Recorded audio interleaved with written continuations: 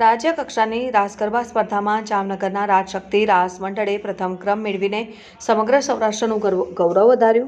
રાજકોટ સ્થિત હેમુ ગઢવી હોલ ખાતે તાજેતરમાં યોજાયેલી રાજ્ય કક્ષાની રાસ ગરબા સ્પર્ધામાં જામનગર શહેરના શ્રી રાજશક્તિ રાસ મંડળે શાનદાર પ્રદર્શન કરીને પ્રથમ ક્રમાંક હાંસલ કર્યો છે, જેના કારણે સમસ્ત સૌરાષ્ટ્રનું ગૌરવ વધ્યું છે અને ગુજરાતના રમતગમત યુવા અને સાંસ્કૃતિક પ્રવૃત્તિઓ વિભાગ દ્વારા આયોજિત આ સ્પર્ધામાં રાજ્યભરના કલાકારોએ ભાગ લઈને ઉત્કૃષ્ટ કલા પ્રદર્શન કર્યું. સૌથી પ્રતિષ્ઠિત એવી રાસ સ્પર્ધામાં જામનગર શહેરના શ્રી રાજશક્તિ રાસ મંડળે સર્વશ્રેષ્ઠ પ્રદર્શન કરીને પ્રથમ ક્રમાંક મેળવ્યો છે અને આ સિવાય સુરેન્દ્રનગર શહેરનું ગોવાળિયા રાસ મંડળ દ્વિતીય ક્રમાંકે અને સુરત શહેરનું ઓમ કલ્ચરલ તૃતીય ક્રમે વિજેતા જાહેર થયા છે અને આ સ્પર્ધામાં પ્રાચીન ગરબા અને અર્વાચીન ગરબાની શ્રેણીઓ પણ યોજવામાં આવી. અર્વાચીન ગરબા સ્પર્ધામાં ગાંધીનગર શહેરનું પનઘટ કલા કેન્દ્ર પ્રથમ ક્રમાંકે, સુરત શહેરનું સપ્તધ્વનિ સંગીત વર્ગ કલાવૃંદ દ્વિતીય ક્રમાંકે અને તાપી શહેરનું કસ્તુરબા અધ્યાપન મંદિર તૃતીય ક્રમાંકે વિજેતા બન્યા હતા. જ્યારે પ્રાચીન ગરબા સ્પર્ધામાં સુરત શહેરનું સ્વપ્નધ્વનિ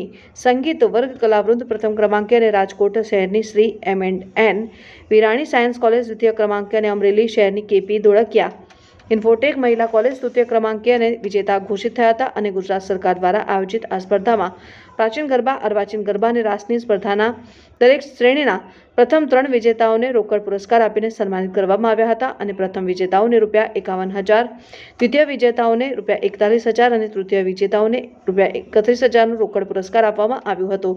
જામનગરના વિજયથી લોકકલા ક્ષેત્રે શહેરની ઓળખ વધુ મજબૂત બની છે. અહેવાલ હર્ષલ કંધેડિયા, જામનગર. તન્ના સમાચાર.